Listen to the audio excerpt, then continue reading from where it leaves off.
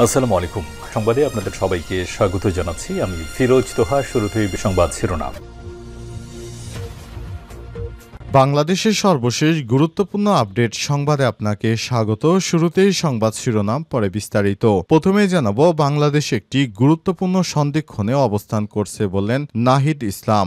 বাংলাদেশে নিযুক্ত চীনা রাষ্ট্রদূতের সঙ্গে বৈঠক করেছেন জাতীয় নাগরিক পার্টি এনসিপির নেতাকর্মীরা।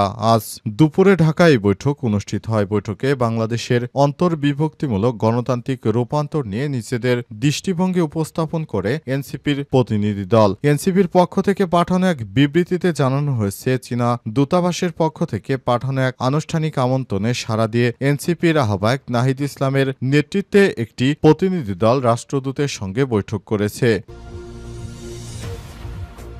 জানাবো, আল আহলে হাসপাতালে ইসরায়েলের বোমা হামলায় ৩ সাংবাদিক নিহত।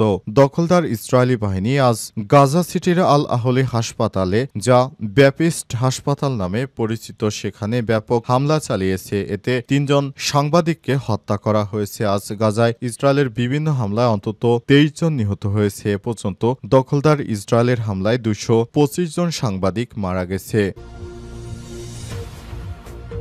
এরপর জানাবো, ইসরায়েলের উপর নিষেধাজ্ঞা দিতে পারে ব্রিটেন। যুক্তরাজ্যের প্রধানমন্ত্রী কেয়ার স্টারমার ইসরায়েলের সাম্প্রতিক কর্মকাণ্ডকে অসহনীয় এবং ভয়াবহ উল্লেখ করে দেশটির বিরুদ্ধে নিষেধাজ্ঞা সহ আরও ব্যবস্থা নেওয়ার বিষয়ে আলোচনা করছে। এদিকে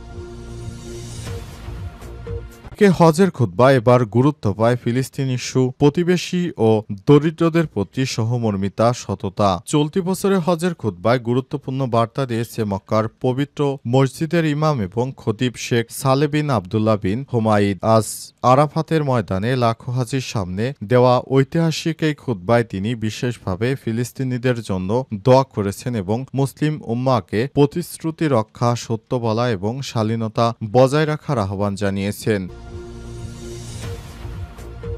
জানাবো, জাতিসংঘের বিভিন্ন কমিটিতে পাকিস্তান অস্বস্তিতে মোদি সরকার। পাকিস্তান সরকারের বিভিন্ন প্রতিনিধিরা জাতিসংঘের বিভিন্ন কমিটিতে স্থান পায় চিরপ্রতিদ্বন্দ্বী ভারত অস্বস্তিতে পড়েছে। ভারতীয় গণমাধ্যম আনন্দবাজার পত্রিকায় তথ্য নিশ্চিত করে। প্রিয় দর্শক, এতক্ষণ শুনছিলেন সংবাদ শিরোনাম, এবারে বিস্তারিত। তবে তার আগে বন্ধুরা, অনুরোধ থাকবে এই সংবাদটিতে একটি লাইক দিন। এই চ্যানেলে আপনি নতুন হয়ে থাকলে আমাদের সংবাদটি দেখতে দেখতে চ্যানেলটি সাবস্ক্রাইব করে রাখুন। কমেন্ট করে আপনার মূল্যবান মতামত জানিয়ে দিন আপনি বিশ্বের কোন দেশ থেকে বা বাংলাদেশের কোন স্থান থেকে আমাদের সংবাদটি দেখছেন এবং শুনছেন। আর বন্ধুরা, এই সংবাদটি আপনার সোশ্যাল মিডিয়া ফেসবুকে শেয়ার করে বন্ধুদেরও দেখার সুযোগ করে দিন। এবারে বিস্তারিত।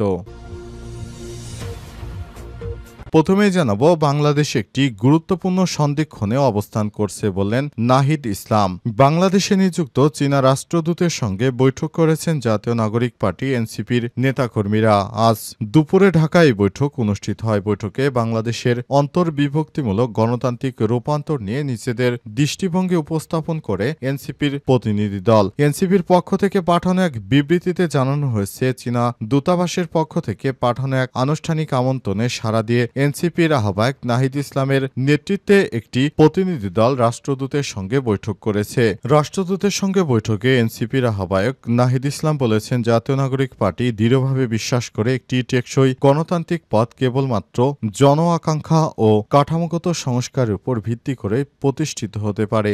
এদেশে জনগণের ম্যান্ডেটবিহীন কোনো সরকার এদেশে টিকতে পারেনি। ভবিষ্যতেও যারা স্বৈরাচারী হওয়ার চেষ্টা করছে তারাও এদেশে টিকতে পারবে না, এমনটা মনে করেন নাহিদ ইসলাম আরও বলেছেন, চীন বাংলাদেশের অকৃত্রিম বন্ধু। শুরু থেকে শেষ পর্যন্ত চীনের মাধ্যমে বাংলাদেশ যে সব সুযোগ সুবিধা পেয়েছে সেগুলো সত্যি প্রশংসার দাবিদার। চীনের পক্ষ থেকে এই ধরনের কর্মকাণ্ড সত্যি প্রশংসার দাবিদার। চীনের কর্মকাণ্ড সত্যি বাংলাদেশের জন্য গুরুত্বপূর্ণ ভূমিকা পালন করে থাকে। চীন আছে বলে বাংলাদেশে আজ সহজলভ্য সব প্রোডাক্ট পাওয়া যাচ্ছে। চীন যদি না থাকতো তাহলে বাংলাদেশের ইলেকট্রনিক শিল্পে এতটা বিপ্লব হতে পারত না। বাংলাদেশে এখন যে সব ইলেকট্রনিক তৈরি হয় তার সবকিছুর পেছনে চীনের গুরুত্বপূর্ণ অবদান রয়েছে।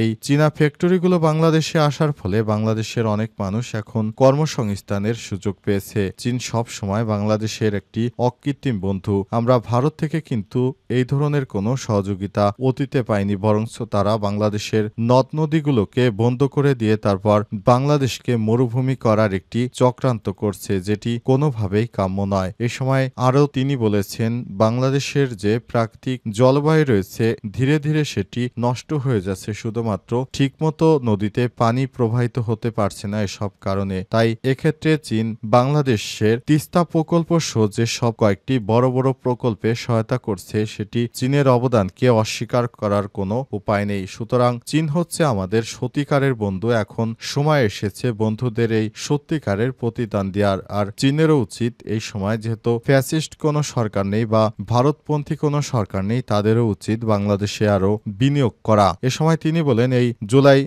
জুলাই আন্দোলনে নির্বাচন সংস্কার, বিচার বিভাগের স্বাধীনতা, অন্তর্ভুক্তিমূলক রাজনৈতিক অংশগ্রহণের একটি সুস্পষ্ট ভিত্তি স্থাপন করেছে। আল আহলি হাসপাতালে ইসরায়েলের বোমা হামলায় ৩ সাংবাদিক নিহত।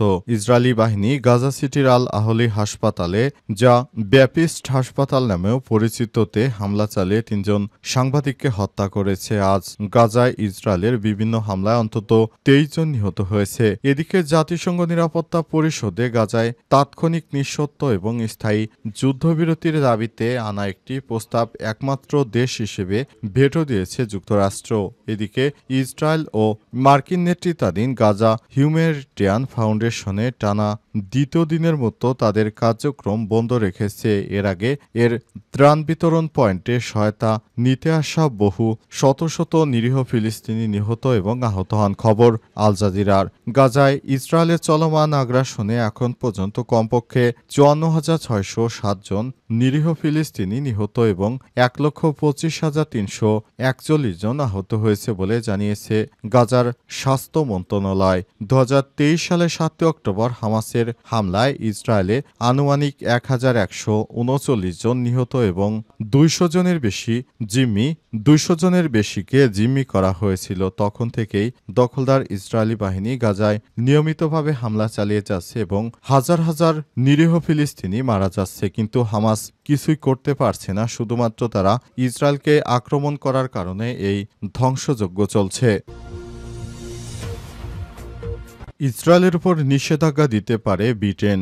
যুক্তরাজ্যের প্রধানমন্ত্রী কেয়ার স্টারমার ইসরায়েলের সাম্প্রতিক কর্মকাণ্ডকে অসহনীয় এবং ভয়াবহ উল্লেখ করে দেশটির বিরুদ্ধে নিষেধাজ্ঞাসহ আরও ব্যবস্থা নেওয়ার বিষয়ে বিবেচনা করছে। হাউস অব কমন্সে এক প্রশ্নের জবাবে তিনি বলেছেন, আমরা সাময়িক অভিযান সম্প্রসারণ এবং সামরিক অভিযান সম্পর্কে বিস্তারিত তথ্য জানতে পেরেছি ও বসতি সহিংসতা মানবিকতা সহায়তাকে আটকে দেওয়ার ঘটনাকে শক্ত বিরোধিতা করেছি। তিনি আরও বলেছেন, আমাদের যুদ্ধবিরতিতে ফেরত যাওয়া দরকার, অনেকদিন ধরে আটকে থাকা জিম্মিদের মুক্ত করা দরকার এবং গাজায় দ্রুত আরও সাহায্যের দরকার, কারণ এটি যখন অসহনীয় এবং ভয়াবহ পরিস্থিতিতে আছে। এদিকে ফিলিস্তিনিরা বলছে গাজায় এখন আর কোনো নিরাপদ জায়গা নেই। দুঃখজনক, গাজায় আর কোনো নিরাপদ জায়গা নেই। গাজায় রয়টার্সকে বলেছে মাহারান খোদর নামের এক ব্যক্তি। তিনি আরও বলেছেন, এমনকি যারা তাঁবুতে ঘুমান তারা যে কোনো সময় বিপদের মুখে পড়েছেন। আমরা কোথায় যাব? প্রতিদিন ক্ষুধার্তের যন্ত্রণায় মরছি, বোমাও পড়ছে, আমাদের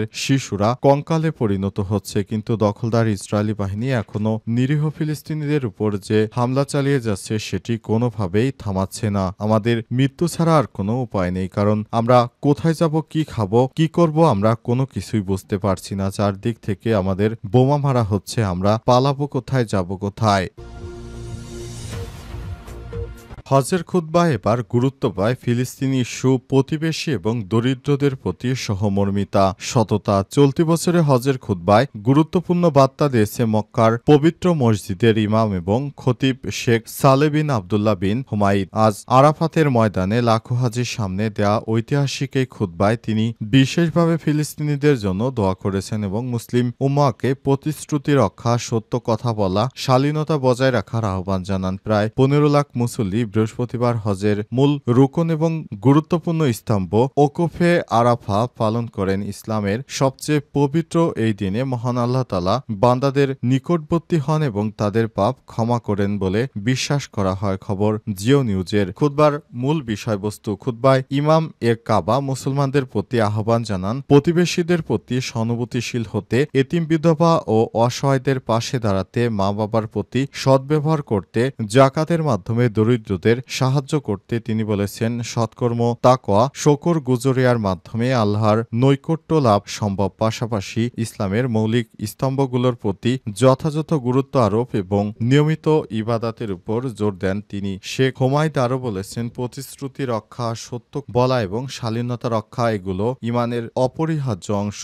তিনি তুলে ধরেছেন কিভাবে ভালো আচরণ ও শত্রুকে আপন বানিয়ে ফেলে বিশ্ব মুসলিমদের হৃদয়ে ক্ষতবিক্ষত ফিলিস্তিন প্রসঙ্গ উঠে আসে খুতবায়। ইমাম ফিলিস্তিনিদের জন্য দোয়া করেন এবং তাদের দুর্দশার প্রতি মুসলমান উম্মার মনোযোগ কামনা করেন। খুতবায় ইমাম ও ইমামে কাবা সৌদি সরকারের প্রতি কৃতজ্ঞতা প্রকাশ করে হজ ব্যবস্থাপনায় সুচারু ও সুশৃঙ্খল প্রস্তুতির জন্য তিনি আর বলেন, পবিত্র হজ পালনে সরকারের আন্তরিক প্রচেষ্টা ও নিরাপত্তা ব্যবস্থা প্রশংসার দাবিদার। তিনি সৌদি আরবের তাই প্রশংসা করেছেন, কারণ সৌদি সরকারের কারণেই এত সুন্দর একটি অনুষ্ঠান সম্পূর্ণ হয়েছে। হজের অনুষ্ঠান সম্পূর্ণ করার পিছনে সৌদি আরবের সরকারের বিশেষ ভূমিকা রয়েছে বলে মনে করেন তিনি।